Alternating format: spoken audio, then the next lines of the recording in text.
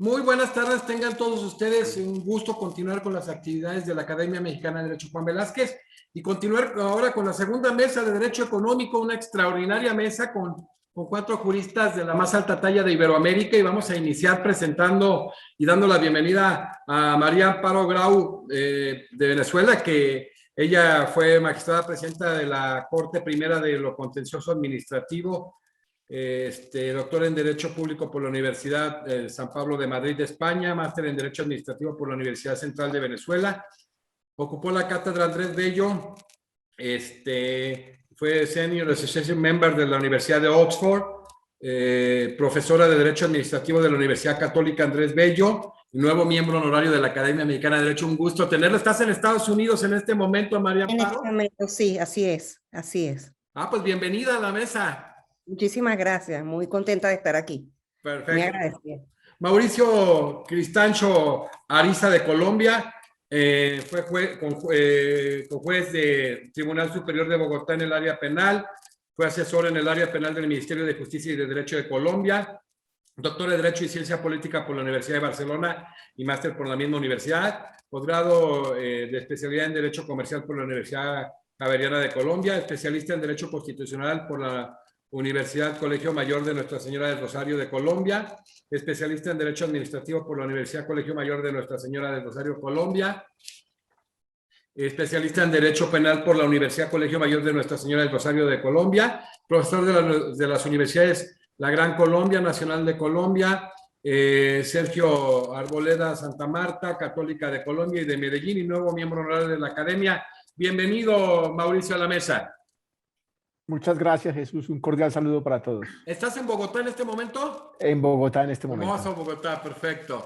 Gracias. También nos acompaña Álvaro Hernández Aguilar de Costa Rica, ministro suplente de la Corte Suprema de Costa Rica, director del capítulo Costa Rica de la Asociación Iberoamericana de Derecho Privado, doctor en Derecho Mercantil por la Universidad de la Escuela Libre de Derecho de Costa Rica, pues ya fue juez de apelación civil y mercantil de Costa Rica también, es profesor universitario, autor de libros y artículos de Derecho Civil, Mercantil y Procesal Civil, y nuevo miembro de la Academia Mexicana de Derecho, nuevo miembro honorario. Bienvenido, Álvaro.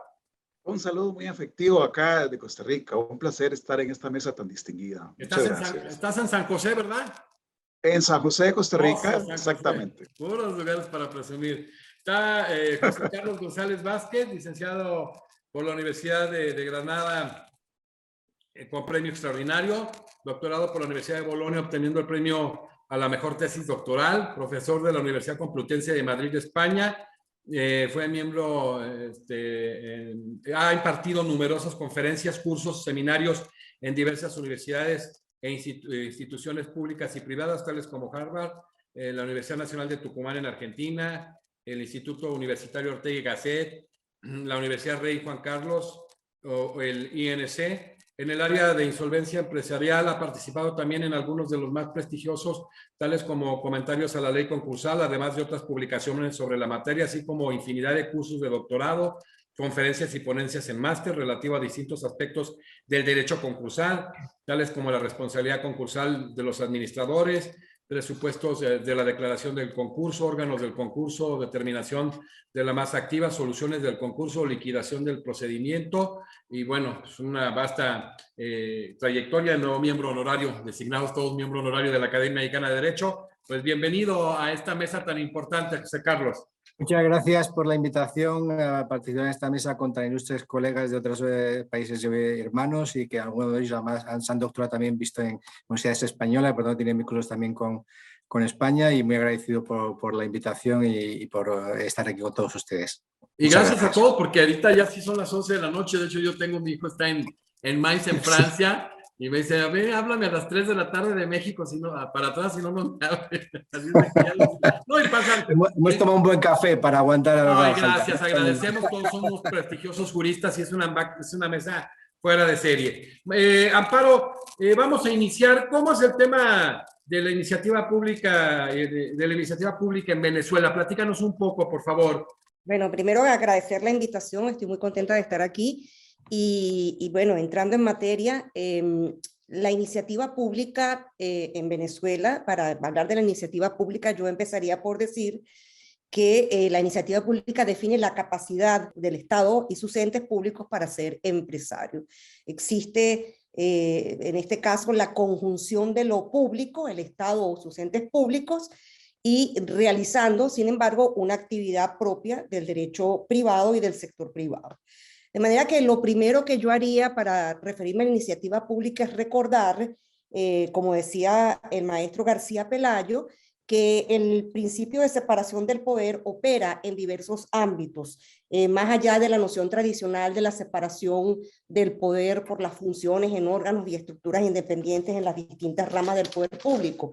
García Pelayo hablaba de ese principio de separación del poder del Estado, no solamente en este sentido, sino también en uno de sus ámbitos como la separación del poder entre el Estado y la sociedad y los individuos en su actuar. De manera que la iniciativa pública o el papel de un Estado empresario, la actividad de gestión, que es lo que Garrido Falla denominaba la actividad de gestión económica del Estado, dependería pues en todo caso de lo que el ordenamiento jurídico establezca, tratándose de un Estado sometido a derecho. Y yo creo que se pueden identificar tres grandes sistemas, ¿no? En este sentido. El sistema de subsidiariedad, constitucional o legal, conforme al cual el Estado solo puede ser empresario en aquellas áreas en que el sector privado no participe. Esa es la tesis que defiende el maestro Casañez, Gaspar Ariño, y es la tesis que, por ejemplo, existe en Chile. En segundo lugar, el sistema de la iniciativa pública implícita, que es la que se deriva del Estado como un sujeto de derecho con capacidad jurídica para actuar, pero al mismo tiempo vinculado al hecho de que el Estado, dentro del ámbito de sus competencias, dentro de un Estado social de derecho, tiene que dar cumplimiento a esa cláusula social del Estado. Entonces se reconoce que el Estado puede, como sujeto jurídico, utilizar o actuar en el papel o rol de empresario, pero además esa actuación va encaminada al cumplimiento de esa cláusula social que le obliga al Estado a actuar para garantizar el efectivo disfrute de los derechos que la Constitución consagra para la sociedad y para los individuos. En tercer lugar está el sistema ya no de la competencia o la posibilidad de la iniciativa pública implícita en base a la cláusula social y a la capacidad jurídica del Estado como persona jurídica, sino el sistema de iniciativa pública expresamente reconocido por el ordenamiento jurídico, constitucional o legal. Es aquí donde nos encontramos en Venezuela, que se inscribe en este último sistema, desde que el Estado en Venezuela puede ser empresario, porque en primer lugar, cuando la Constitución venezolana define el modelo económico en el artículo 299 de la Constitución vigente, establece que el Estado, conjuntamente con la iniciativa privada, promoverá el desarrollo armónico de la economía nacional. Al lado de esta norma, que se refiere, insisto, al modelo económico o a la Constitución económica en Venezuela, se encuentran otras disposiciones constitucionales que también nos hacen señalar que el Estado empresario en Venezuela parte de un sistema de reconocimiento explícito de esa posibilidad. Y ese segundo artículo es el artículo 300 de la Constitución, conforme al cual, de la misma Constitución económica, conforme al cual las entidades funcionalmente descentralizadas para la realización de actividades sociales o empresariales, dice la norma, deberán asegurar la razonable productividad económica y social de los recursos públicos que se inviertan. Esta norma, evidentemente referida a la organización de la administración funcionalmente descentralizada, reconoce entonces la posibilidad de que el Estado, mediante su ente funcionalmente descentralizado, cree empresas públicas. Luego hay otra disposición, que es el artículo 302 de la Constitución, en el cual se reserva la industria petrolera o la industria de la actividad petrolera al Estado. Entonces ahí hay una reserva específica de una actividad empresarial concreta, que es la de la industria petrolera, que solo estaría pues en posibilidad de desarrollar el Estado y no los particulares en principio. Luego tenemos el artículo 303 de la Constitución, en la que se contempla por vez primera en esta Constitución del 99, que reformó el texto anterior del 61, que se contempla que el Estado es 100% propietario de la industria petrolera estatal, PDVSA en este caso, previéndose además que lo será de esta o del ente que se cree para el manejo de la industria petrolera. Es decir, que el Estado es 100% propietario de esa empresa o de aquella que se cree para sustituirla.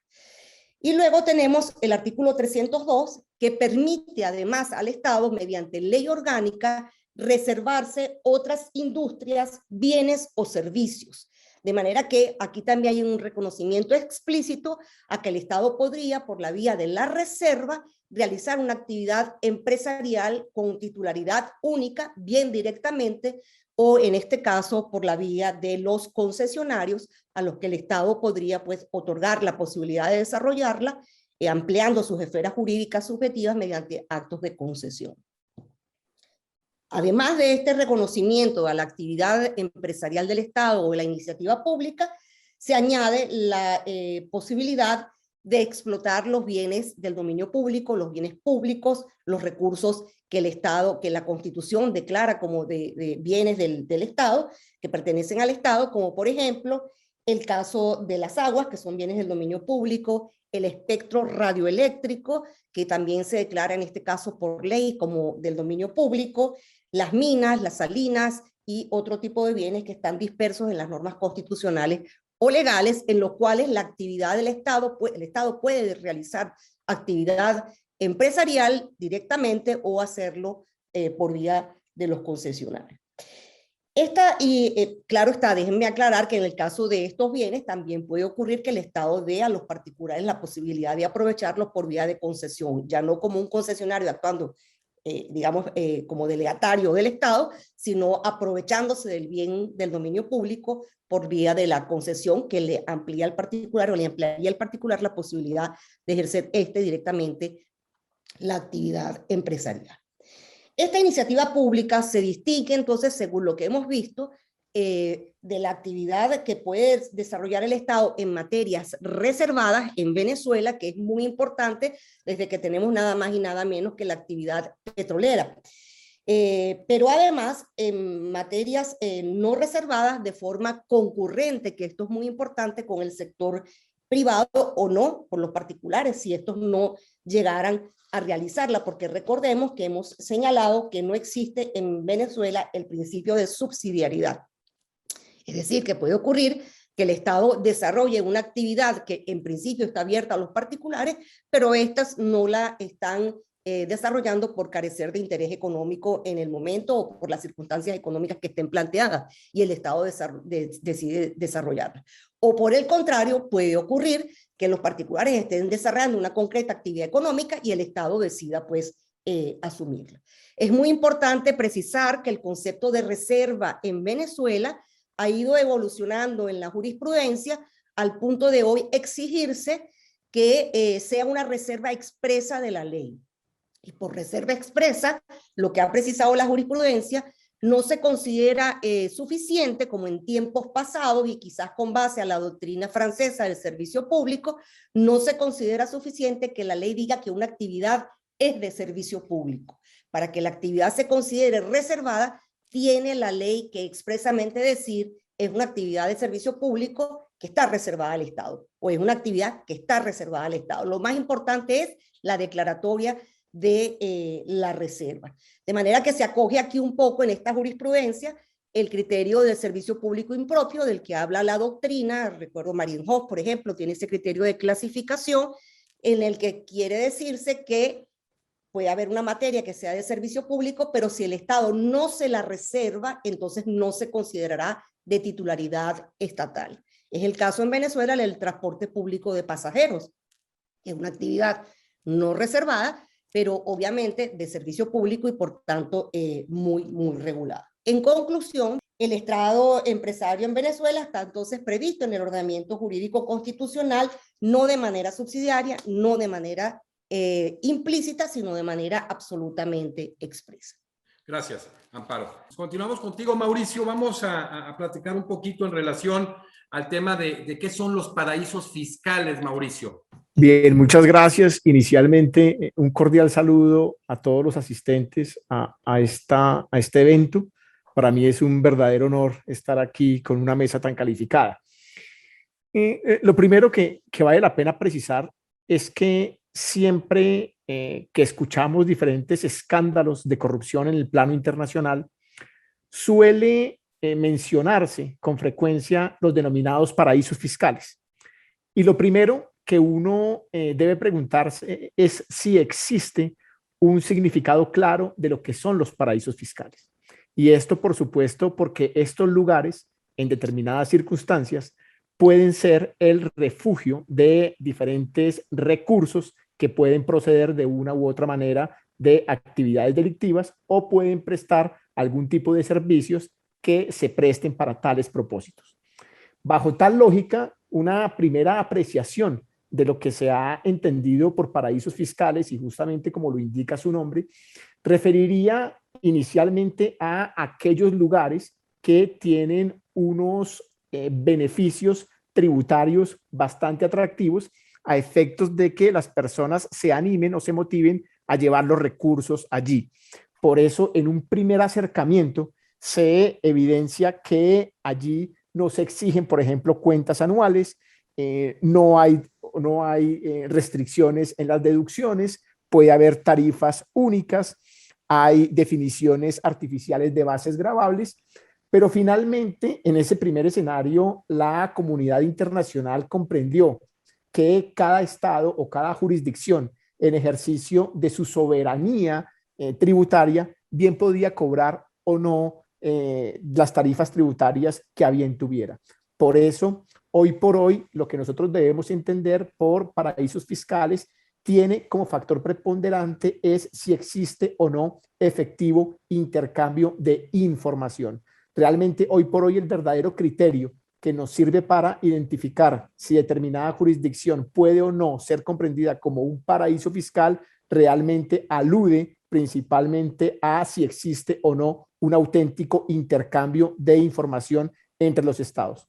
Y ello, por supuesto, cuando nosotros analizamos escándalos de talla internacional como Panama Papers o Paradise Papers, encontramos que realmente esto obedece a que en este tipo de jurisdicciones se ofrecen algún tipo de instrumentos, ya sea jurídicos, ya sea financieros, que blindan u ofrecen un auténtico anonimato a quienes allí acuden. Entonces, nosotros encontramos, por ejemplo, sociedades offshore, en donde son realmente las firmas de abogados las que tienen los registros de los auténticos titulares o beneficiarios finales de determinados productos, o esquemas muy básicos como el trust, que sería el negocio fiduciario o algún tipo de fundación. Uno encuentra realmente que se trata de productos financieros y jurídicos absolutamente básicos, pero que dada la estructura de anonimato que pueden ofrecer, son realmente utilizados para que se puedan ocultar determinados recursos.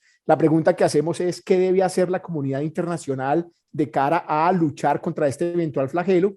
Y nosotros encontramos, primero, que no hay armonía. No hay armonía porque primero las definiciones específicas no existen en el plano internacional, no hay claridad. Si analizamos, por ejemplo, Gafi, es diferente la definición que nos da frente a lo que dice OCDE, y lo que hacen es invitar a que cada estado decida qué se entiende o no por paraíso fiscal, de tal suerte que en ocasiones es cada estado el que debe establecer regulaciones internas a efectos de establecer, por ejemplo, algún tipo de talanquera a las negociaciones que se hagan con o desde este tipo de jurisdicciones, como puede ser el aumento eventualmente de algunas tarifas tributarias, retenciones, etcétera, pero ello, digamos que no ataca el problema de fondo, y es cuando estos recursos se utilizan para el lavado de dinero de cara a la criminalidad internacional.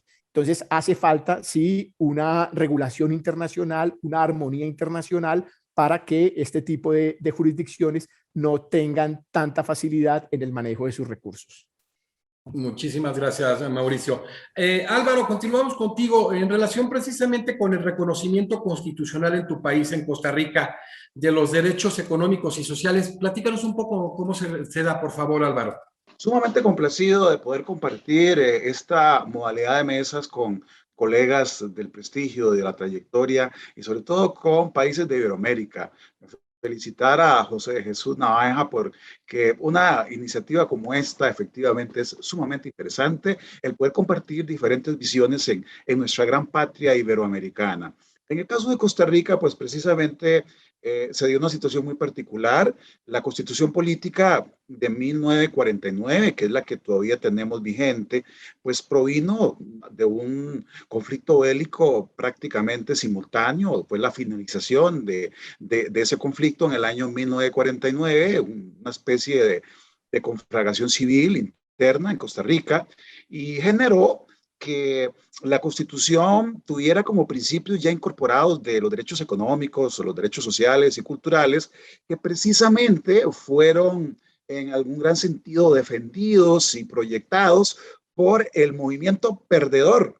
El movimiento perdedor, que se trató de un expresidente médico de profesión que estudió en Bélgica y donde tuvo pues una visión muy importante desde esa época para poder contar con un sistema de sanitario y de seguridad social casi que de primer mundo para el año 1949, ¿no? Y además se dio la particularidad de que el vencedor pues derogó, disolvió el ejército, que eso fue pues prácticamente una situación histórica muy particular. Y la idea o la finalidad era precisamente ahorrar y proyectar un incentivo importante en lo que era educación y sobre todo salud. El Estado pues asumió una posición muy activa en que el ahorro en la parte armamentista, en la parte del ejército, se podría canalizar, reorientar a un modelo de sociedad precisamente más solidario, un modelo de sociedad donde estuviera de por medio precisamente la educación y la salud como primer elemento. Esto ha ayudado mucho a Costa Rica, aunque ya venimos en una situación de esta realidad económica y jurídica tan compleja, donde podríamos decir que estamos viviendo de esas rentas tan interesantes que se dieron prácticamente en estos países después de la posguerra a nivel mundial, y en ese sentido, pues, se dio una gran proyección asistencial en la enseñanza, escuela primaria, obligatoria, seguro social, y en ese sentido, pues podemos decir que en la época de los años 60, 70 y a mediados de los 80, Costa Rica precisamente pues tuvo un resultado sumamente importante. Actualmente, pues como normalmente ya vemos, pues la globalización que nos está obviamente que afectando a nivel internacional, pues nos está volviendo pues en una situación casi que estandarizada. Los problemas, las situaciones son muy similares en la mayor parte de nuestros países, ¿no? Quisiera en ese sentido tal vez detallar un poco relacionado con el modelo que asume la Constitución. Pues a pesar de que el modelo español fue de los años 70, pues hay algún paralelismo con el sistema actualmente imperante en España y también pues impregnado en alguna medida por nuestra realidad latinoamericana, y en gran parte también tenemos que ser pues conscientes de la herencia tan importante que tuvimos de la Revolución Mexicana del 17, José Jesús, que en ese caso también por acá tuvo algún efecto colateral muy importante, y también pues adoptamos todo aquello que la vieja Europa en aquel momento, la proyección que se iba dando, sobre todo por la importancia que fue generando todas aquellas propuestas políticas y jurídicas, sobre todo de los grandes maestros alemanes, ¿no? Allá anteriormente después de la Primera Guerra Mundial, ya sabemos todas las posiciones de cambio tan importantes, y después de la Segunda Gran Guerra, pues en ese sentido sí, se parte de una propuesta en el sentido de que tiene que haber una posición estatal de interés público en una gran cantidad de servicios, con un involucramiento del Estado, pues no tan fuerte a nivel de empresario, pero sí asumió algunas posiciones de tipo, podríamos decir, monopolítico en el tema de educación. la enseñanza privada en Costa Rica empezó, si acaso, hace unos 20 años o 15 en el tema de telecomunicaciones y en lo referente también a lo que son los servicios de seguros. Todos estos servicios estuvieron normalmente controlados por el Estado, pero a raíz de estos tratados de libre comercio que nos fueron paulatinamente pues imponiendo a nivel externo, ya teníamos la parte precisamente de Norteamérica, Canadá, Estados Unidos y México, y luego nuestra región, lo que es Centroamérica, República Dominicana y Estados Unidos, suscribimos un tratado de libre comercio donde lógicamente que se fue liberalizando una serie de servicios y vienen a posicionarse las denominadas agencias regulatorias muy a la americana, ¿no? En materia financiera, en materia de telecomunicaciones, en materia de seguros, en fin, más o menos ese es el panorama actual que tenemos muy rápidamente y resumidamente sobre la realidad constitucional de Costa Rica, donde lógicamente también para poder poner en marcha estos postulados de tipo sobre derechos fundamentales, pues se requiere lógicamente de leyes que tengan normalmente ese posicionamiento a nivel periférico, que muy bien sabemos que era lo que determinaba Natalino Irti en Italia con el tema de la descodificación, ¿no? De esa serie de normativa especial paralela y que en alguna medida, pues tenemos por un lado un código civil decimonónico que sigue siendo liberal, que es de 1888, por otro lado una constitución muy social y además de eso este sistema paralelo y que lógicamente a uno como juzgador no siempre es fácil realizar una interpretación armónica de todo este esquema, pero normalmente sí, desde luego, hay que tener como punto de referencia interpretativo y teleológico a nivel estructural lo que tiene que ver, lógicamente, con estos postulados constitucionales. Gracias, Álvaro. No, importante, ¿no? Este tema del reconocimiento de los derechos económicos y sociales que permearon de la Constitución de México de 1917 a la Constitución rusa del 18, la de Weimar del 19, la de España del 31. Claro. En el caso de Costa Rica, que es una de las 3 constituciones más longevas, si tomamos en cuenta la de 1853 de Argentina, la nuestra del 17 y la de ustedes del 49, y ahí con 2 constituciones intermedias en el tiempo, ¿no? La costarricense y la del 99 de Venezuela. Entonces, la verdad es un tema que es muy común para todos nosotros. Gracias, Álvaro. José Carlos, un gusto también que estés y reitero mi gratitud, como todos extraordinarios pero por el horario, pero vale la pena esta mesa que dejan huella, ¿no? Que estando los mejores juristas de América y Europa en un diálogo tan interesante como este. José Carlos, un par de preguntas. ¿Cuáles son las tendencias en España y en Europa de las sociedades o gobierno corporativo o bien en el ámbito del derecho financiero bancario en los últimos años, tanto en España como en la Unión Europea? Por favor, José Carlos. Bueno, pues muchas gracias reitero el agradecimiento por estar en esta mesa que está resultando muy, muy ilustrativa y estoy aprendiendo mucho, que es de lo que se trata.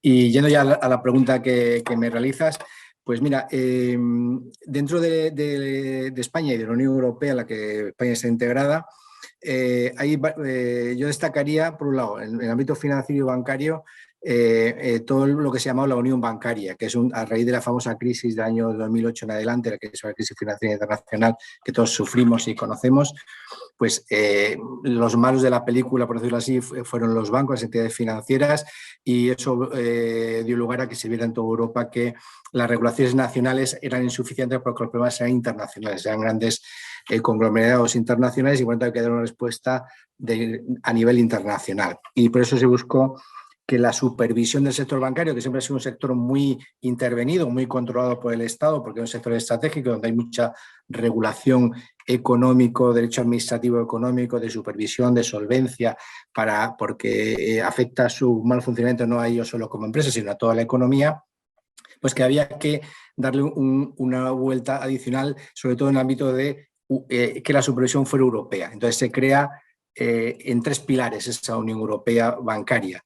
En el llamado primer pilar, que era un mecanismo único de supervisión de la solvencia, o sea, se redoblan la normativa sobre solvencia de las entidades, exigiéndole más ratios con los test de estrés, una supervisión mucho más estrecha para garantizar que sean solventes, sobre todo las sociedades, los bancos que son sistémicos. Se regula por el nivel de actividad y de volumen, aquellos que su crisis pueda arrastrar vía contagio al sistema económico en general, y entonces esos hay que tener una supervisión especial que lo hace el Banco Central Europeo, ya no los bancos centrales nacionales, que ya actúan un poco como brazo ejecutor, pero el poder decisivo está en el Banco Central Europeo, ¿no? Con una normativa mucho más exigente. Surge una nueva institución que es la EBA, la Autoridad Bancaria Europea, que dicta regulaciones a nivel europeo, y eso ha dado lugar a un reforzamiento de la solvencia de los bancos, sobre todo los bancos grandes, ¿no? Los pequeñitos siguen estando en la supervisión nacional de cada Estado miembro, ¿no?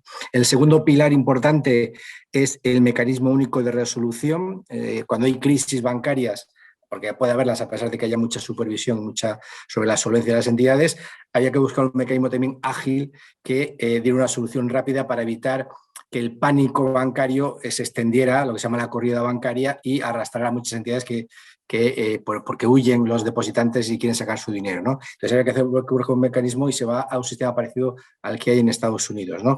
Que en un fin de semana se intervenga una entidad y inmediatamente pues, se pueda vender a un competidor, y al lunes siguiente esté otra vez funcionando y los servicios básicos no se ven afectados porque está el Estado ahí, la Unión Europea funcionando. Y se crea el mecanismo único de resolución bancaria, la Junta Única de Resolución Bancaria, para dar esta segunda respuesta importante también para los momentos de crisis de los bancos, ¿no? Y que también eso no estuviera ya en normativas distintas que había en distintos países, y sobre todo con distinto nivel de eficiencia, sobre con un sistema mucho más eficiente, sobre todo también otra vez para las entidades sistémicas, las grandes, ¿no?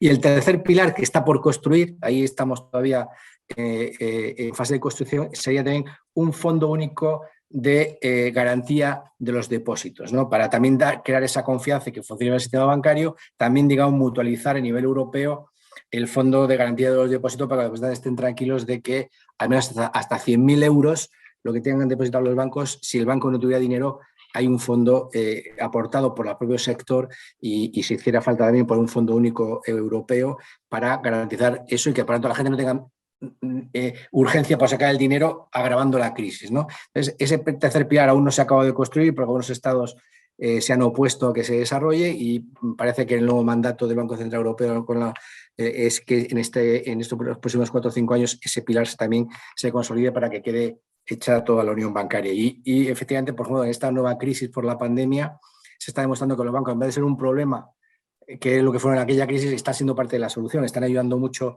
a las empresas a que aguanten las restricciones y las pérdidas que han tenido por las restricciones de la pandemia, y que con ayuda también de crédito público, etcétera, pues que fluya el dinero para que aguanten, para que supervivan, y que ahora cuando salgamos, si salimos pronto ya definitivamente de esta situación, pues que las que son viables vayan adelante. Y en el ámbito de las corporaciones y societario, que me preguntabas también, pues yo creo que la tendencia ahí más relevante ya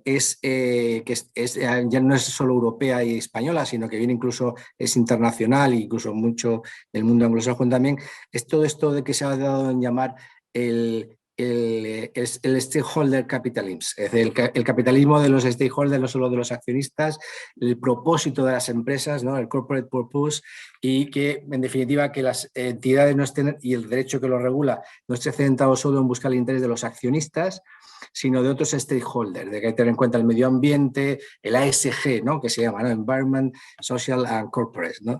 Entonces, todo ese mundo de los consumidores, de la propia comunidad, que esos intereses también los ejecutivos de las empresas los incorporen a su política, a su cultura, y desarrollen toda su actividad teniendo en cuenta atender a ese conjunto de intereses. Eso ha creado mucha polémica, porque eso un poco es subvertir en parte los fundamentos del propio sistema económico de mercado, porque digamos lo típico es que las sociedades buscan su sostenibilidad, pero para garantizar sobre todo el beneficio para los accionistas, ¿no? La creación de valor para los accionistas ha sido como el principio máximo del derecho de sociedades del gobierno corporativo en los últimos años, y ahora se introduce esta novedad y muchos autores están en contra, ¿no? Y en España, en Europa, por ejemplo, la Comisión ha hecho un informe para modificar todo el derecho de sociedades europeo en esa línea, con una serie de directivas o propuestas de directivas que se iban a implementar, y ha tenido mucha respuesta, sobre todo de información pública, mucha respuesta contraria de los que dicen que, bueno, que esos intereses que no son los de privados se tienen que buscar por otros mecanismos, que hay que buscarlos, que hay que proteger a esos stakeholders, pero que no es el derecho de sociedades o el derecho privado mercantil el que tiene que velar por esos intereses, sino otras instituciones de derecho público, y que en cambio el otro es venir a romper, digamos, la lógica de las instituciones de una economía de mercado, y que puede crear más problemas de los que solucionaría. Y ahí estamos en esa polémica ahora mismo, y veremos cuál de las dos tendencias doctrinales acaba triunfando en la futura regulación de derechos sociales en Europa y en Estados Unidos, que también la polémica está allí muy en auge, sobre todo con los profesores de Harvard que están discutiendo mucho estos asuntos. Muy interesante, José Carlos, muchísimas gracias.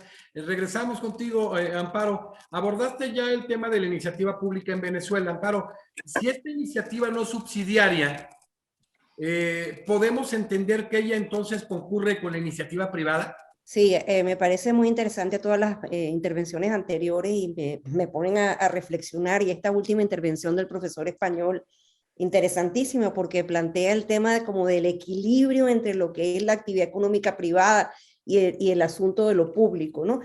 Pero imagínense ustedes llevado esto ya al extremo de que tener que buscar el equilibrio en cuanto que al Estado, ya no como regulador, sino como empresario, entre a competir y a concurrir en la actividad económica con los particulares. Y en ese sentido, citando al profesor de Costa Rica, los principios constitucionales parece que cobran una gran relevancia, porque allí es donde se consigue un poco el límite para que ese equilibrio no se rompa de forma absoluta. Y dentro de esos principios constitucionales, un Estado empresario que concurre con el sector privado, ese primer límite viene dado precisamente por el modelo económico constitucional, que es el de la economía social de mercado, con un principio de competencia, como está reconocido en el artículo 299 de la Constitución, que limita muchísimo al Estado como empresario, cuando el Estado ve que no va a ser empresario imbuido de sus poderes, sino que tiene que entrar cuando hay concurrencia a competir con el sector privado sin violar el principio de libre competencia. Adicionalmente, dentro de esos límites y haciendo uso del auxilio de los principios constitucionales, el Estado como empresario tiene que respetar también las regulaciones propias de que a él se aplican por ser público. Por ejemplo, el principio que veíamos de la razonabilidad del gasto. El Estado no puede meterse a invertir los recursos públicos en empresas que van a fallar, porque el Estado tiene que respetar el principio de racionalidad del gasto. En segundo lugar, el Estado siempre tiene que actuar imbuido por un motivo de interés público. Y ese motivo de interés público tiene que ser un motivo concreto, específico, evidente de interés público para que el Estado se meta en la actividad empresarial. Pero lo más importante, y siguiendo al profesor de Costa Rica, es los derechos económicos de los particulares, porque cuando el Estado es empresario compitiendo con los particulares, esos particulares están ejerciendo sus derechos económicos. Y dentro de esos derechos económicos, los más importantes, la libertad de empresa y el derecho de propiedad, que en materia de empresa confluyen, porque en definitiva el derecho de propiedad se vincula con el derecho de libertad de empresa, en cuanto que al empresario es el dueño de los bienes que aplica a la actividad económica de su preferencia, y que lo hace para lograr un objetivo válido y legítimo, que es el lucro. Como decía el profesor español, el lucro no puede verse como un elemento ilegítimo en un Estado que tiene un régimen económico social de mercado y que reconoce la actividad de libre empresa y el derecho a la propiedad privada. En ese caso, el empresario privado obviamente va al lucro y obviamente sometido a las regulaciones que dicta el Estado para salvaguardar el interés general, regulaciones que el sector privado tiene que respetar. Pero no se puede llegar a admitir, como ha ocurrido en Venezuela, que el sector empresarial estatal sustituya al sector productivo privado, porque eso aniquila el sistema económico del país, tanto más cuanto eso está así consagrado en el texto constitucional que nunca fue reformado, sino que se ha venido desaplicando a través de leyes inconstitucionales y a través de ejecutorias de los poderes constituidos igualmente inconstitucionales. Mauricio, ya abordaste el tema de los paraísos fiscales muy a fondo. Me interesaría mucho que pudieras abordar lo que es el tema de la corrupción internacional desde tu perspectiva, por favor, Mauricio. Sí, de cara a la corrupción internacional, se observa que recientes escándalos de corrupción han evidenciado que existe toda una amalgama de estrategias que propenden por vulnerar diferentes bienes jurídicos en diferentes estados. Y esto particularmente se refleja en casos como el de Odebrecht, en el que fue una multinacional que terminó permeando a muchísimos países, un esquema de corrupción internacional absoluto que iba desde una etapa muy preliminar, como la misma financiación de campañas, para posteriormente proceder a obtener de alguna manera contratos de manera irregular. Todos estos panoramas que necesariamente también redundan en escenarios posteriores de lavado de activos y de la necesidad de articular investigaciones en el plano internacional han llevado a que en los planos nacionales se desarrollen diferentes estrategias en contra de estos escenarios de corrupción internacional. Y así como lo explicaba el profesor Álvaro en relación con tomar algunas medidas de los Estados Unidos, también en el derecho continental se ha optado primero por establecer la responsabilidad penal de las personas jurídicas. Es decir, tener la posibilidad de sentar en el estrado judicial a una persona jurídica y poder allí atribuirle la comisión de algunos delitos, cuando lo que ha sido una tradición es que únicamente sentamos en el estrado judicial a las personas naturales. Entonces, un primer escenario es el de la responsabilidad penal de las personas jurídicas, y este va de la mano también con unas figuras americanas que también se desarrollan en el escenario de la responsabilidad penal de las personas jurídicas, que son los denominados programas de cumplimiento. Hoy por hoy los estados a nivel interno han desarrollado toda una política de programas de cumplimiento en donde se les dice a cada una de las empresas que ellos o los directivos de las empresas, conocedores como son de cada una de sus operaciones comerciales, son realmente los llamados a analizar su gestión empresarial para, a partir de ese conocimiento específico, establecer todas las barreras posibles para evitar la comisión de delitos. Entonces, hoy por hoy todos los estados están en esa tendencia. España particularmente tiene un avance muy importante, son pioneros, y a partir de España, ya luego de España, Perú, Colombia está en trámite, Argentina, Chile y varios países han ido en esa dinámica para justamente intentar contrarrestar lo que es la corrupción internacional. Muchísimas gracias, Mauricio. Continuamos, Álvaro. Ya después de que abordaste todo este tema del reconocimiento de los derechos económicos y sociales en tu país a nivel constitucional, que abordaras un poco en relación al tratamiento de la vulnerabilidad económica y el sobreendeudamiento que se da en estos tiempos de crisis, ¿no?, tan radicales. Quisiera primero desviar un poquito. Le prometo a José Jesús que va a ser muy poco el espacio, pero las dos intervenciones que preceden en este aspecto me llamaron mucho la atención. El tema de la responsabilidad penal de las personas jurídicas, como todo cambio sustancialmente importante, o valga la redundancia, genera fricciones, ¿no? Y acá por Costa Rica, entre mercantilistas, que es donde yo estoy matriculado, y los de la Escuela del Derecho Penal Económico, que también nos interactuamos muchísimo, ¿no? Pues hay varias fricciones en esto del reconocimiento de la persona, de lo que es la responsabilidad penal de una sociedad. Pues lógicamente viene a ser toda una revolución de lo que es el derecho penal clásico, ¿no? Como tal. Y en este sentido, pues las inquietudes van incluso mucho más allá de aspectos de cohecho o de escándalos corporativos. Precisamente ayer, en una tesis de licenciatura en la universidad, sobre el tema de la indemnidad hereditaria, la indemnidad para heredar, pues uno de los miembros del tribunal consultaba sobre la posibilidad de que una institución de beneficencia, donde llegan adultos mayores al final de sus años y que los maltraten o los traten muy mal, y que en ese sentido, si se estarían aprovechando para en algún momento decirle a la persona que lo designe como legatario o heredero, que si eso es posible, formular un proceso de indignidad por maltrato. Entonces, entró precisamente a discutirse esta temática, si una persona jurídica podría ser indigna de heredar por postulaciones que normalmente han estado pues muy a la par y en todos sus raíces de la persona física, ¿no? Pero desde luego que el mundo cambia y esto en Costa Rica sí ha generado, ya hay una ley aprobada que tiene que ver con temas de cohecho internacional, donde ya está vigente precisamente la responsabilidad penal. Es una realidad y hay que pues adaptarse y tomar en cuenta las diferentes situaciones que en el futuro se nos vaya a presentar.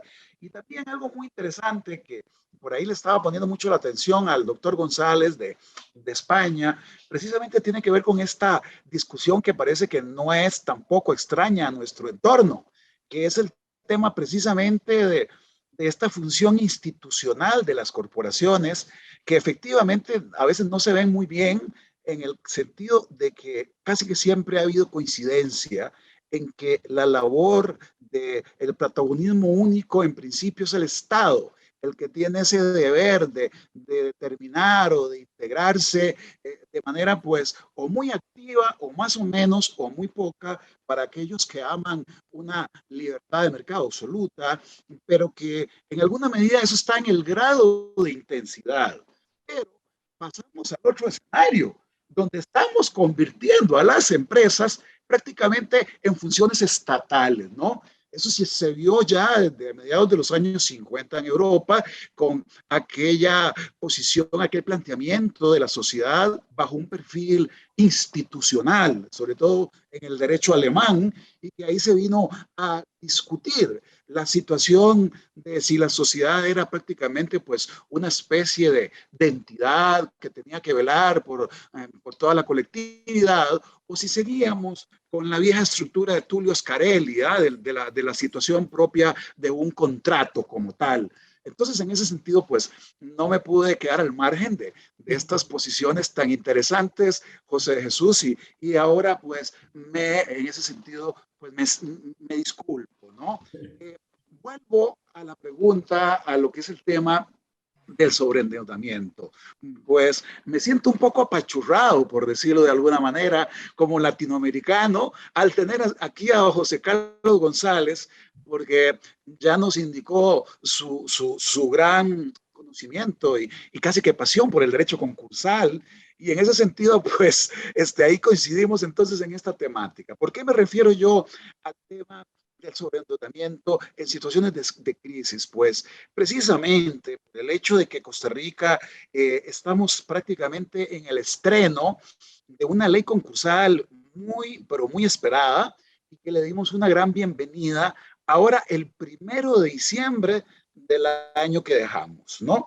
En ese sentido, pues es una ley moderna, una ley que viene precisamente a tratar de ofrecer incluso una nueva culturalización concursal, que esperamos que progresivamente ya eso se vaya dando desde México hasta Tierra del Fuego, donde algunos países han venido dando algunos pasos muy importantes, incluido México como tal. México pues, ha venido también trabajando muy fuerte en la parte de la concursabilidad. Pero el invitado de piedra en esta ley concursal, pues sorprendentemente lo fue precisamente el consumidor sobreendeudado. Costa Rica tiene un altísimo grado de endeudamiento privado, de personas físicas, donde pues las tasas de interés se dispararon, donde no había pues ningún control previo del sistema financiero o bancario para determinar algún filtro sobre la eventual posibilidad de que la persona destinataria del préstamo pudiera, pues lógicamente, que cumplir. De manera que, pues, simplemente se festinó préstamos y préstamos y préstamos. Las personas se inundaron de dinero plástico, de tarjetas de crédito, y generó, pues, una avalancha de demandas. Yo estoy en una cámara de apelaciones en materia cobratoria también, que por ahí nos tienen en esa materia, y es muy triste, efectivamente, ver la cantidad de personas que incluso funcionarios públicos, donde a veces en regulaciones internas del estatuto interno de la entidad estatal, eso es causal, incluso el estar sujeto a un embargo, a un cobro, podría ser causal de despido. Y en ese sentido, pues lógicamente que yo he insistido en la importancia que ha venido teniendo precisamente esta apertura de derechos fundamentales que Costa Rica también incorporó después de la primera parte de la Constitución, que es precisamente ese derecho fundamental constitucional a una situación económicamente digna.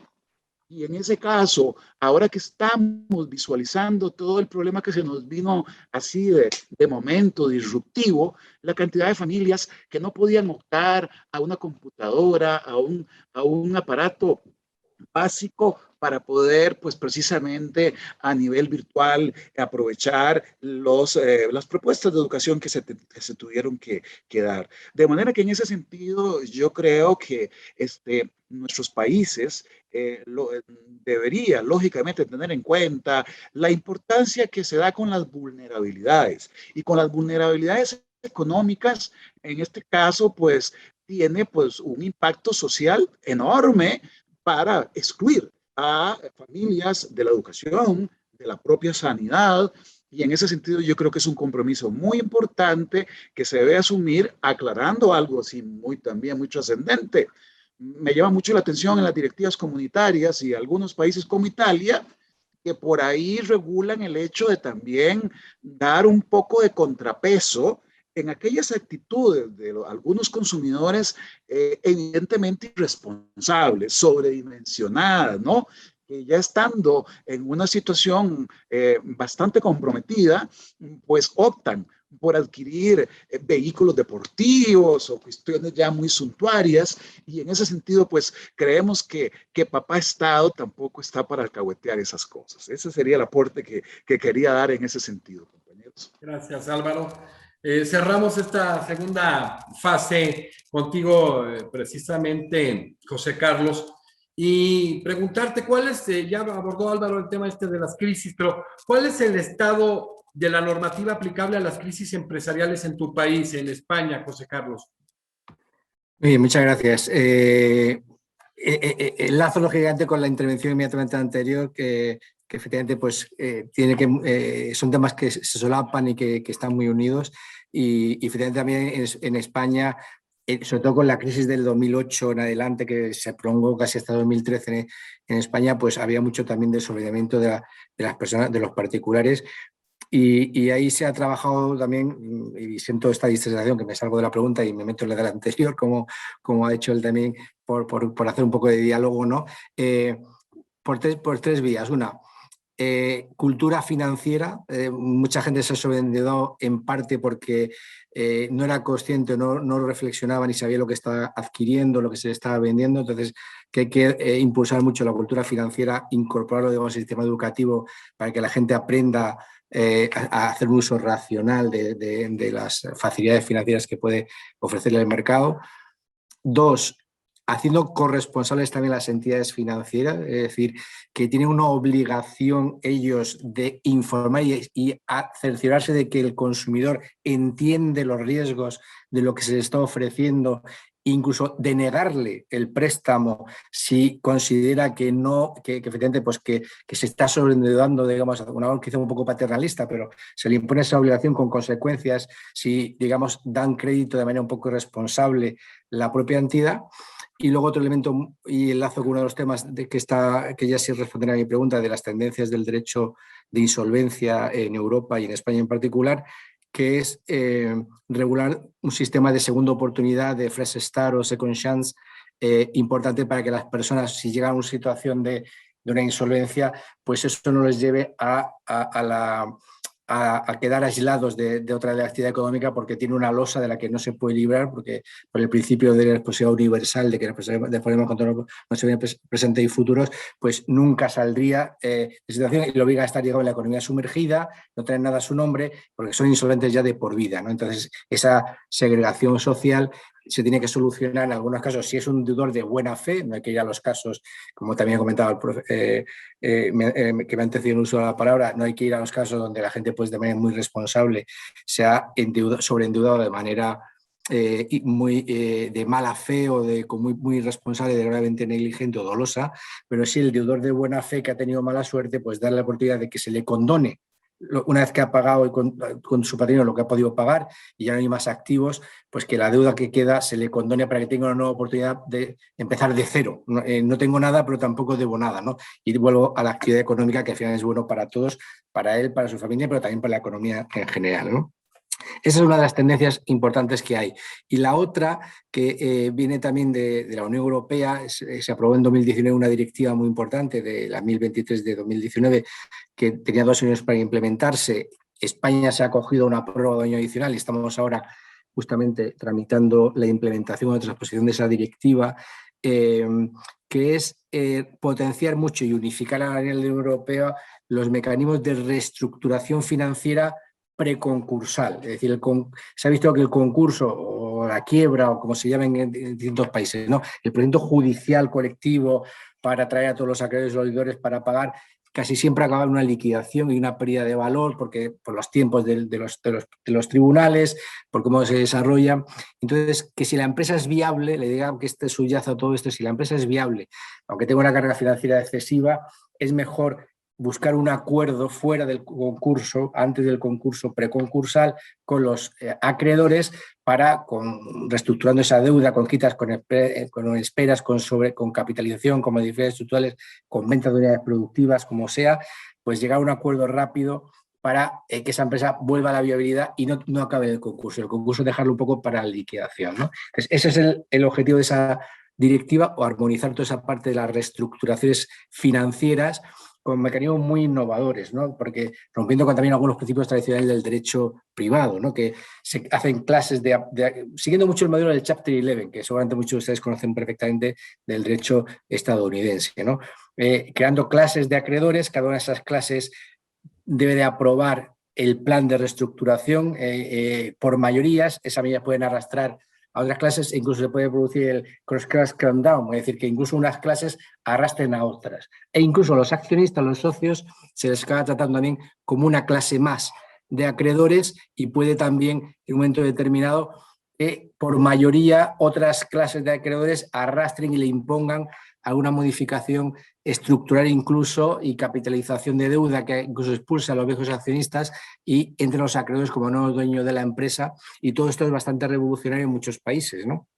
España tenía desde 2015 digamos, algunos institutos preconcursales de refinanciación para conseguir esto, y se han salvado algunas grandes empresas en España y han sobrevivido porque han podido ir a esos mecanismos previos, pero otros países de la Unión Europea o lo tenían muy incipiente o muy poco evolucionado. Y ahora con esta directiva se armoniza a nivel europeo para que esas instituciones se generalicen. Y se introduce también otro mecanismo también novedoso, que es llamado el prepack concursal, es decir, también buscar un mecanismo para, si lo que se va es a vender la unidad productiva, que se nombre un reestructurador previo que prepare esa venta, la subasta, digamos, y se va al concurso simplemente para declararlo y vender la unidad productiva. Y ya con el dinero que se ingrese, pagar lo que se pueda. Por lo tanto, que en el fondo que las empresas viables o rápidamente no se queden ancladas en un proyecto judicial que acaba llevándoles a la muerte, sino que vendiéndolas a un tercero o bien reestructurando la deuda, esas empresas salgan adelante y se salve el tejido productivo, se salven los puestos de trabajo y al final se consiga una mejor satisfacción de los acreedores, que es el principio fundamental del derecho concursal. La mejor satisfacción de los acreedores cuando un acreedor se somete y algo van a sufrir de pérdida, pero que esa pérdida sea lo mínima y que sea más ágil el procedimiento. Entonces, esa directiva que tiene esos ejes de fresh start, de agilizar las ventas productivas, de favorecer mucho los planes de reestructuración preconcursales de manera consensuada entre los acreedores y con mínima intervención judicial.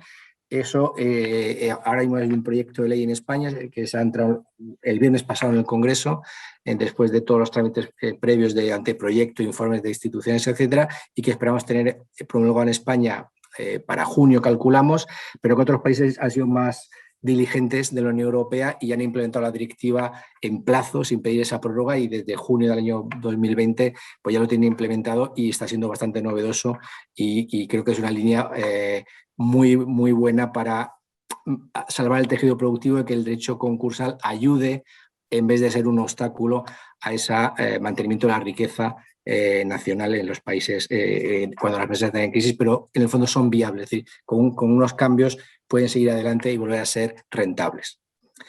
Nada más. Muchísimas gracias, José Carlos. Bueno, vamos a la sesión de cierre ya. Iniciamos precisamente con Amparo. Amparo, ya abordaste todo este tema, desarrollaste de la iniciativa pública en Venezuela, el tema constitucional, el estatus real. Preguntarte para este cierre, ¿existe algún régimen de protección a la inversión extranjera? Es un tema muy interesante. Sí, yo quiero primero decir que me siento aquí un poco entre tres especialistas de derecho privado, ¿sabes? Tratando de vincular la perspectiva del derecho público y del Estado empresario con las exposiciones, lo cual se hace bastante difícil, pero yo sí quería, y así aprovechando un poquito también, como hizo el profesor Hernández, decir una pequeñita cosa fuera de la pregunta, y es que efectivamente esto de las instituciones en el derecho van evolucionando y se modifican y evidentemente están sujetas a cambios, ¿no? Pero sí hay que tener mucho cuidado con pasar, digamos, los linderos de lo que es el elemento, el postulado de principio de una institución, ¿no? Porque es un poco lo que ha pasado en Venezuela. Y por ejemplo, para ponerles un ejemplo, cuando el Estado en Venezuela se hace empresario o es empresario, digamos que ese Estado que se hace empresario se está metiendo en una actividad privada y por tanto sometido un poco a los límites del derecho privado, ¿no? Y a las instituciones del derecho privado, porque se manifiesta a través de una empresa, que es una organización de derecho privado. Y decir cómo, por ejemplo, en Venezuela hay una norma en materia impositiva que establece que es un principio además tributario universal, que los gastos que hace una empresa tienen que ser los dedicados a la producción de la renta, ¿no? Sin embargo, en Venezuela, pues recientemente, la empresa petrolera, por ejemplo, que tenía ese límite y que los recursos petroleros iban al Estado a través del tributo, ese límite se eliminó y el ingreso petrolero a través de la empresa se asignó directamente al financiamiento del gasto social. Y eso, por supuesto, lleva a la empresa petrolera al fracaso porque se está ignorando uno de los principios fundamentales de la organización empresarial, que es la que se ha asumido para realizar la actividad. Y en ese mismo sentido, tomando la reflexión del profesor Hernández, decir que efectivamente lo privado es lo privado y lo público es lo público. Y de allí que cuando el Estado se mete a empresario, aunque no sea subsidiario, tiene que ser excepcional, porque no es lo natural al Estado ser empresario.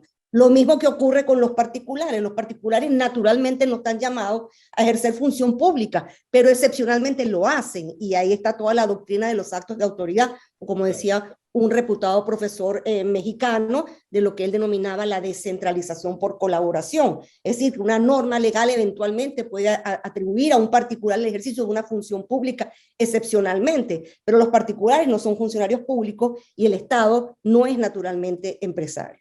Y pasando a la pregunta concreta, muy brevemente, sobre normas de protección a la inversión extranjera, a mí me llamó mucho la atención la intervención de la profesora decana de la Universidad de La Habana en la jornada anterior, cuando ella decía, hablaba de esto de las normas de protección a la inversión, y ella decía, bueno, en Cuba no tenemos todavía, pues, o no existe en este momento un reconocimiento a la libre competencia como un principio del mercado, pero sí hay reconocimiento al derecho a la libertad económica y al derecho a la propiedad privada.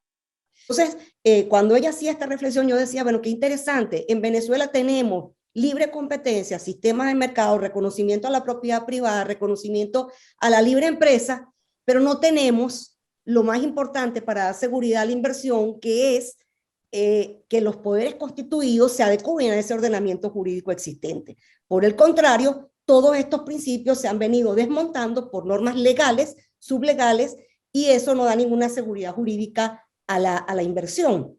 En Venezuela, por ejemplo, hay un principio de garantía de esos derechos que es el principio de legalidad. O sea, son las leyes las que tienen que limitar los derechos económicos o la propiedad. Pues en Venezuela esa limitación se ha hecho a través de decretos leyes porque el Parlamento prácticamente no funciona. De otra parte, en leyes se ha establecido una cosa que es absolutamente contraria a lo que es la institución expropiatoria, que los bienes dedicados a las empresas, o sea, todo lo que son los bienes de la actividad económica empresarial, se consideran de utilidad pública, es decir, que todos son expropiables, lo cual contraría la institución de la expropiación, porque lo que se declara de utilidad pública no es el bien a expropiar, es el fin que se va a cumplir con el bien que se va a expropiar, es la obra que se va a realizar. Pues aquí no, aquí en Venezuela hay una norma que dice que toda actividad económica es expropiable. Y por otra parte, en Venezuela se eliminó la ley de competencia, no hay ley de protección de la competencia, y el lucro ha sido eliminado como un concepto legítimo y ha sido sustituido por el de la ganancia justa. El Estado determina lo que es justo que gane el empresario. Entonces, en un marco general como el que estamos planteando, hoy en día se han tratado de dictar una ley de protección a la inversión extranjera, como es tendencia en otros países, y una ley de declaratoria de zonas especiales, como la tiene México, para tratar de fomentar la inversión en determinadas zonas. Por más que se hagan estas normas, si no tienes un marco normativo general de protección y de respeto al ordenamiento jurídico existente y a la constitución económica, yo pienso que no puede decirse que en Venezuela exista un régimen jurídico de protección a la inversión en modo alguno. Muchas gracias. No, muchas gracias. Excelente exposición y qué interesante, ¿no? Porque el objeto de estas mesas es ver la realidad de Iberoamérica. Muchísimas gracias, Amparo. Ahorita nos despedimos todos. Bueno, viene tu cierre, Mauricio. Ya abordaste el tema de los paraísos fiscales, la corrupción internacional. Cerrar preguntándote cómo se deben establecer medidas en el plano internacional para perseguir precisamente los activos, para investigar adecuadamente estas conductas y que haya algún grado de colaboración entre los diferentes estados, Mauricio. Lo primero que debemos señalar es que, sin lugar a dudas, un sinnúmero de actividades delictivas producen recursos económicos que obligan a quien los genera a incorporarlos de alguna manera a la economía legal. Esto particularmente es el lavado de activos o el blanqueo de capitales, y por lo menos en las últimas 3 décadas ha existido una preocupación internacional en la lucha contra este flagelo. Decía el profesor Hernández, y también lo tomaba la profesora Grau, y es que el mundo cambia, y el mundo va cambiando, va avanzando, y de la misma manera la criminalidad también va avanzando y se va ajustando a esas nuevas modalidades. Hoy por hoy nosotros podemos advertir las formas tradicionales de blanqueo de capitales, de lavado de dinero, de mover recursos que se producen como regla general en efectivo y que hay que incorporarlos a la economía legal.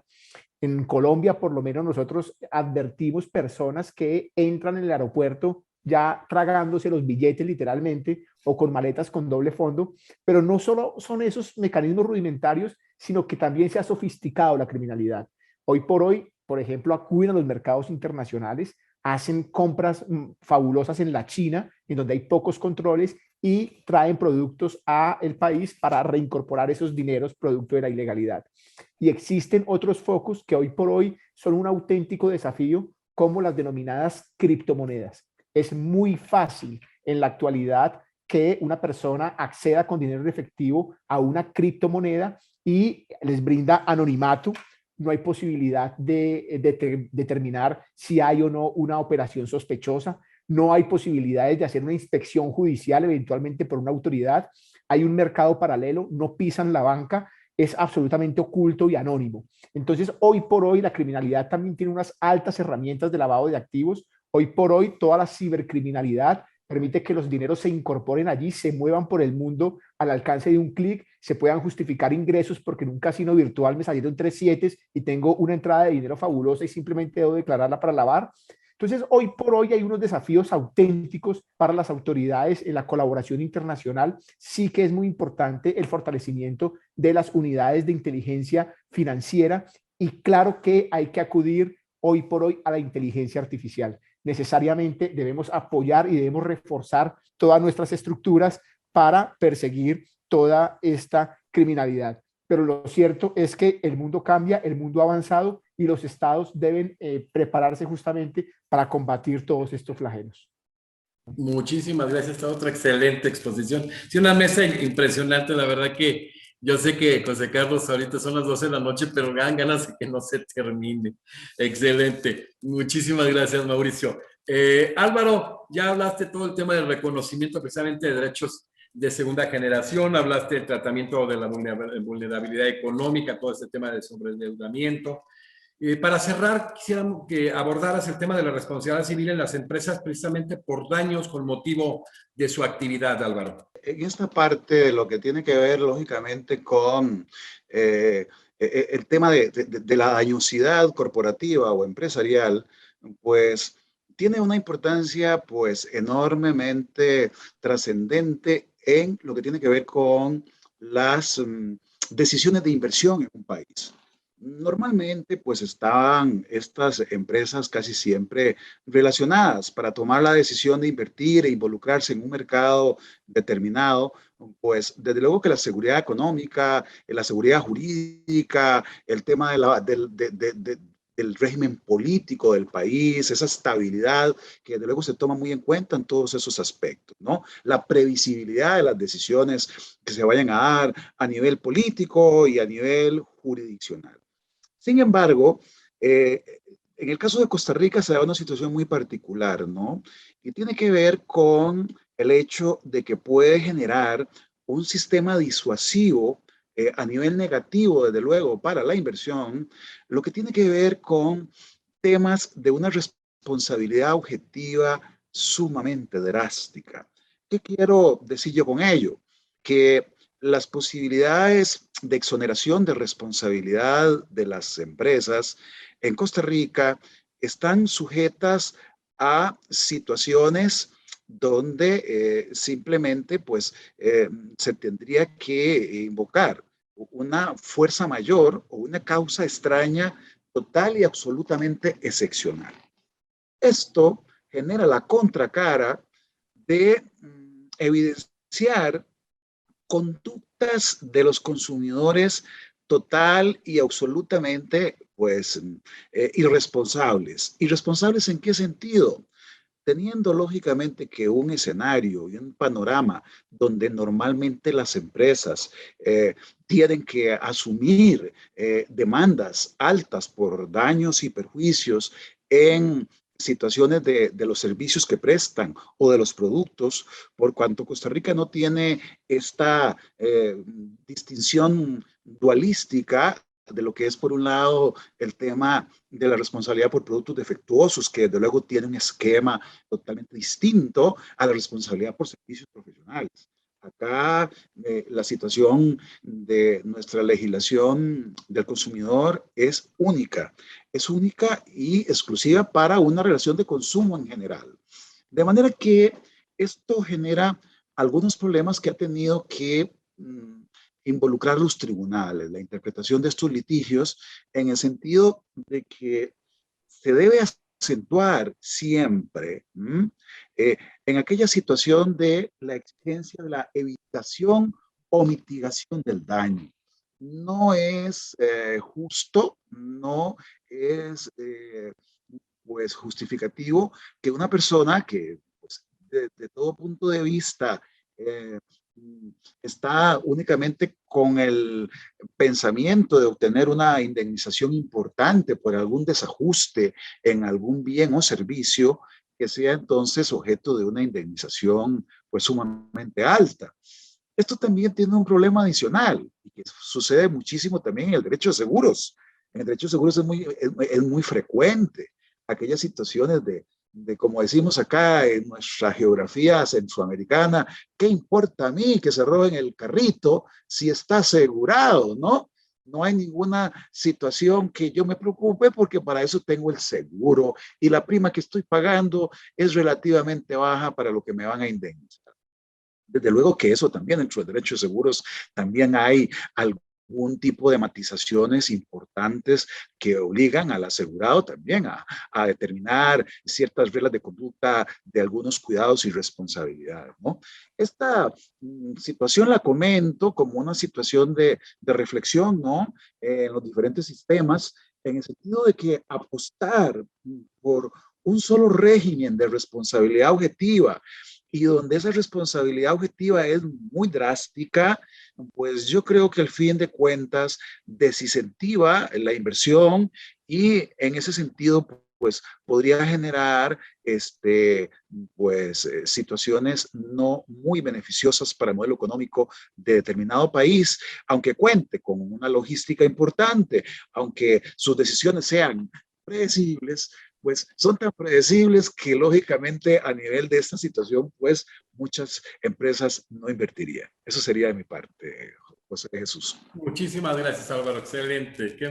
Vamos a cerrar. No quisiera cerrar, hombre, qué coraje. Vamos a cerrar, pero nos vamos a seguir viendo y vamos a seguir generando cosas muy interesantes a través de esta vinculación con la academia. José Carlos, ¿cuál es la intervención del Estado en materia de competencia en el mercado, precisamente en tu país?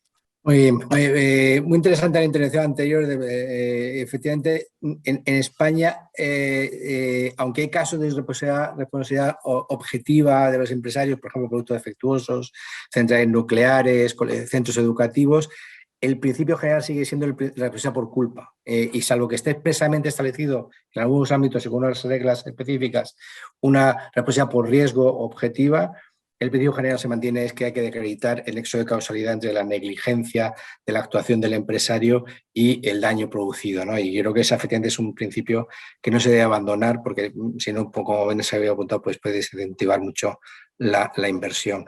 Yendo al tema de la competencia, ahí también España es deudora de su incorporación a la Unión Europea y de un derecho también de la competencia comunitario, que es el modelo que luego ha servido también para el derecho nacional, aunque ya tenemos unas leyes de año 63 sobre restricciones a la competencia. La ley importante en España fue la del año 89, que se dicta justo después de nuestra incorporación efectiva a la Unión Europea en el año 86, que siguió, como digo, por los tratados constitutivos de la Comunidad Económica Europea en esa materia.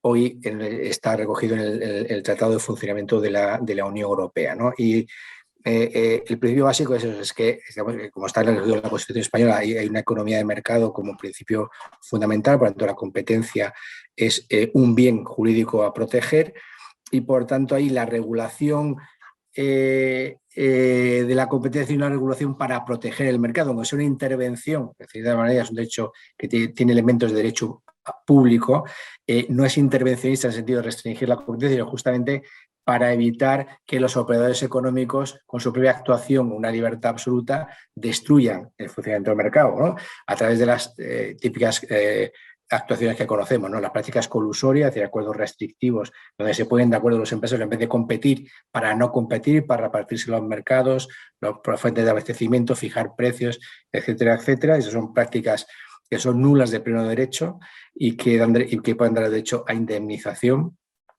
La segunda línea es el abuso de posición dominante. La posición dominante en sí misma no es algo prohibido y se puede llegar a una posición dominante justamente porque eres un muy buen empresario y vas cogiendo cuota de mercado, pero cuando llegues a esa situación donde ya tu posición es tan fuerte que tus competidores no te hacen daño, ya no te tiene muy difícil quitarte cuota de mercado, tienes el riesgo de querer abusar de esa situación, ¿no? Entonces, el abuso de la posición dominante, que también está con una cláusula general y luego cláusulas concretas, está en una práctica prohibida que da lugar también pues, a ejercicio de acciones correspondientes, sobre todo también en el ámbito de administrativo, es decir, hay unos tribunales o comisiones nacionales de la competencia en España o la Comisión Europea, la Dirección de Competencia, donde tú puedes denunciarlo para que en ese caso pues, haya un procedimiento de infracción que acabe con sanciones, cómo se mezclan acciones de derecho privado, nulidad, indemnización al particular con derecho público, procedimiento administrativo, sanción y multa a la empresa y posiblemente a sus directivos también por los daños causados por ese abuso de posición dominante. Tercer elemento, los actos de competencia desleal, que en principio es otro ámbito, la competencia desleal, que también protege la competencia, y por el otro lado, ¿no? La defensa de la competencia es cuando los empresarios no quieren competir y se quieren poner de acuerdo, que es más cómodo para tener una actividad más relajada entre ellos. Y la competencia desleal, lo contrario, es competir, pero competir de manera un poco salvaje, es decir, saltándose las reglas. Es decir, tampoco vale todo en la competencia y por lo tanto no se puede engañar, no se puede denigrar, es decir, no se puede ganar con trampa, hay que correr para ganar, no tenemos que entrar en la meta de la mano todos juntos porque es más cómodo, tenemos que correr para ganar, pero no puedo empujar, no puedo hacer zancadillas, entonces está toda una regulación también de la competencia desleal. Pues la competencia desleal a veces tiene reflejo también en la defensa de la competencia, puede ser tan grave el acto de competencia desleal que acabe restringiendo la competencia. El ejemplo típico es los precios predatorios, ¿no? Cuando alguien vende a pérdidas, pero ¿por qué alguien me vende a pérdidas? ¿Quiere perder dinero? No, porque lo hace para expulsar a un competidor y cuando expulsa al competidor que no puede seguirle en esa carrera a la pérdida, vuelve a subir los precios mucho más alto porque ya me he quitado la competencia. ¿No? Pues siendo un acto de competencia leal, la venta a pérdidas, la función aquí es, en el fondo, al fin final es una restricción a la competencia, quitarme competidores para luego abusar de esa posición fuerte en el mercado, ¿no?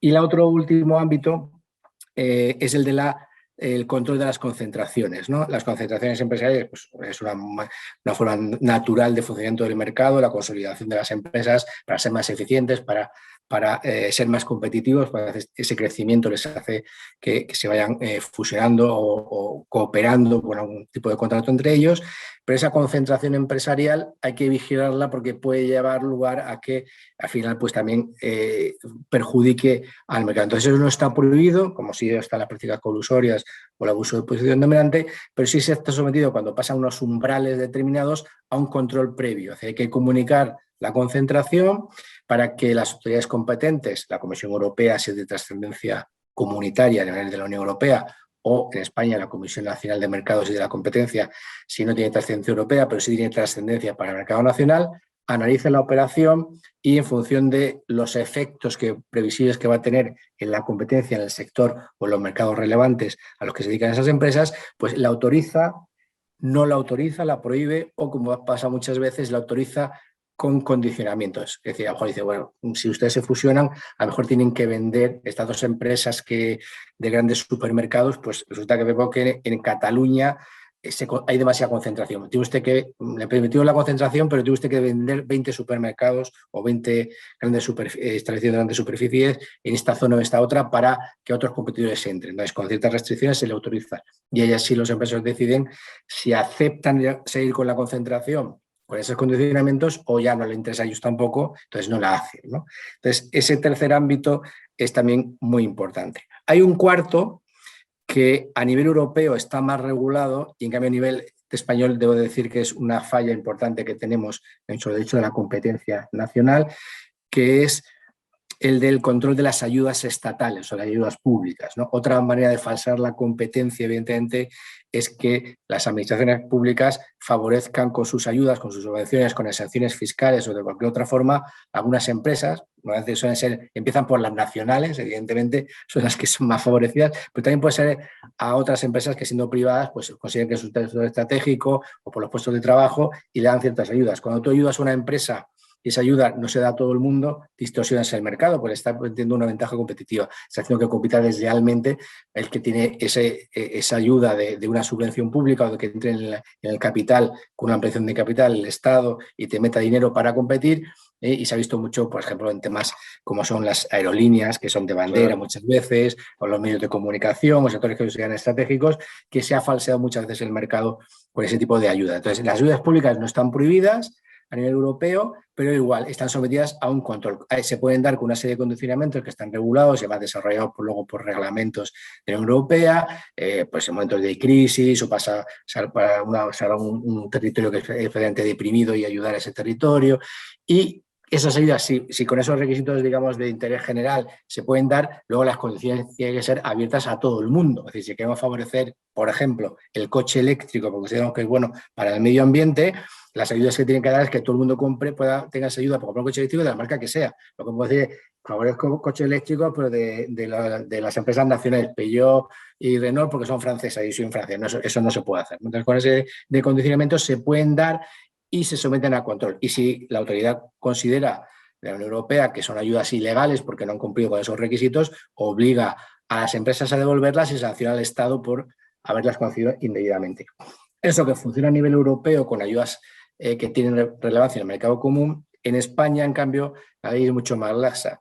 Solo permite a la Comisión Nacional del Mercado de la Competencia analizar las ayudas y hacer propuestas de mejora, que habéis sido malo, no hagáis esto, no hagáis lo otro, pero no puede llamar la atención al Estado y decir, oye, usted hay que devolver esta ayuda no se puede conceder, no hay autoridad independiente autónoma que controle el Estado español para las ayudas que tienen relevancia solo para el mercado español y que no tienen trascendencia comunitaria.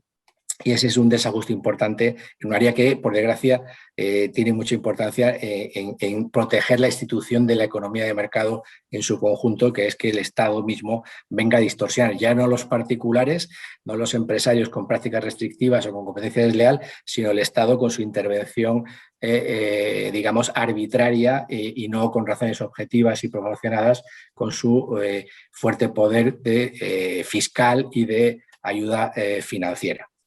Y esas son, como digo, las líneas más relevantes de cómo que yo creo que es bastante internacional y bastante parecido probablemente como están en todos el resto de los países, el regulador de hecho de la competencia como marco institucional de regulación del mercado y de la economía de mercado en España y en Europa, como digo, que con la pequeña diferencia de ayudas de Estado es muy parecido la regulación española a la comunitaria y a la nacional del resto de los Estados miembros. Y muchas gracias de nuevo por la invitación, ha sido un placer estar con todos ustedes, he aprendido un montón de todas sus intervenciones y muy agradecido, por tanto, por la oportunidad que se me ha ofrecido de estar con todos ustedes en esta mesa redonda. Muchas gracias. Gracias, José Carlos. Pues bueno, vamos a despedir este extraordinario panel, de verdad, con la presencia de Venezuela, España, Costa Rica y Colombia.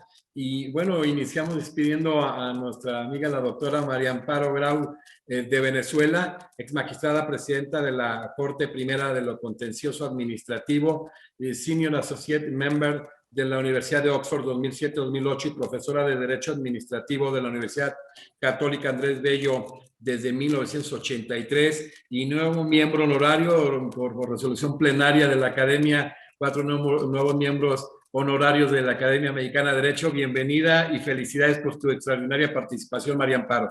Nada, muchísimas gracias por esta invitación. Ha sido un evento supremamente interesante, he disfrutado muchísimo las distintas ponencias, esta última ya un poquito más con temas de derecho público, por lo cual pero he aprendido mucho, estoy muy agradecida y espero que tengamos la oportunidad de compartir. Nosotros en la Asociación Venezolana de Derecho Administrativo estamos organizando foros con profesores internacionales y ojalá tengamos la oportunidad de contar con ellos. Ahora sí que somos amigos, es una comunidad, platicamos tú y yo, lo que necesites, háblame. Vale. En primer nivel les comento que la idea es hacer un colectivo también de las participaciones y pues va a ser de primer mundo, muy orientador, la verdad vale mucho la pena y vamos a seguir trabajando juntos. Muchísimas gracias, María Amparo. Muchísimas gracias, muy gentil, hasta luego. Un abrazo. Despedimos al doctor Mauricio Cristancho Ariza de Colombia, es conjuez del Tribunal Superior de Bogotá en el área penal y exasesor en el área penal del Ministerio de Justicia y del Derecho de Colombia. También extraordinaria participación y también nuevo miembro honorario de la Academia. Muchísimas gracias, Mauricio. Jesús, mil gracias. Un cordial saludo para todos. Un honor haber estado aquí en Colombia, a la orden, lo que se les ofrezca. Y bueno, un servidor más. Mil gracias. Gracias, Mauricio. Despedimos al doctor Álvaro Hernández Aguilar, ministro suplente de la Corte Suprema de Costa Rica y director del capítulo Costa Rica de la Asociación Iberoamericana de Derecho Privado. Extraordinaria también participación, nuevo miembro honorario de la Academia. Gracias, Álvaro. A usted las gracias, José de Jesús, felicitarlo por esta iniciativa y por liderar precisamente esta Academia Mexicana de Derecho Económico. Me parece que las ponencias, el intercambio de ideas en temas que a veces, pues, desde luego que son a veces comunes en nuestros países, pero que es sumamente gratificante, muy valioso poder compartir con profesionales de tan alto nivel. Muchísimas gracias, José de Jesús, y quedo desde luego totalmente a su disposición. Gracias. Y cerramos despidiendo al doctor José Carlos González Vázquez de España, quien es licenciado por la Universidad de Granada con premio extraordinario, doctorado por la Universidad de Bolonia, obteniendo el premio a la mejor tesis doctoral y desde hace muchos años un destacadísimo profesor de la Universidad Complutense de Madrid, España. Muchísimas gracias, José Carlos, también. Reiteramos, sabemos que es 12, casi 12:30 de la noche de España. Muchísimas gracias, una mesa increíble. Valió la pena, José Carlos. Sin duda, muy agradecido por la invitación, por la designación como miembro de la academia que representas y encantado de haber estado con tan insignes compañeros de mesa y aprendiendo y eso siempre merece la pena, aunque sea la 1:25, no pasa nada. Y a vuestra disposición para colaborar en el futuro en cualquier iniciativa y ojalá que también pues nos hemos conocido algunos de los ponentes, pues si no nos conocemos luego también por sí, email y tal para iniciar una colaboración iberoamericana, perfecto. Después que pase, primero Dios, que se estabilice esto de la pandemia, hacerlo en físico en alguna ciudad bonita, importante de México, ¿les parece? Sería un placer, sería un auténtico placer. Muchas gracias. Gracias, pues despedimos esta extraordinaria mesa, la segunda mesa de Derecho Económico en Iberoamérica por parte de la Academia Mexicana de Derecho Juan Velázquez, una mesa verdaderamente exquisita y que ahora que generemos precisamente el colectivo con las 4 mesas que se van a desarrollar a nivel iberoamericano, imagínense los contenidos. Muchísimas gracias, un gusto estar en esta tan destacada mesa y nos vemos en la siguiente. Muchísimas gracias a todos, todo nuestro auditorio en América y Europa.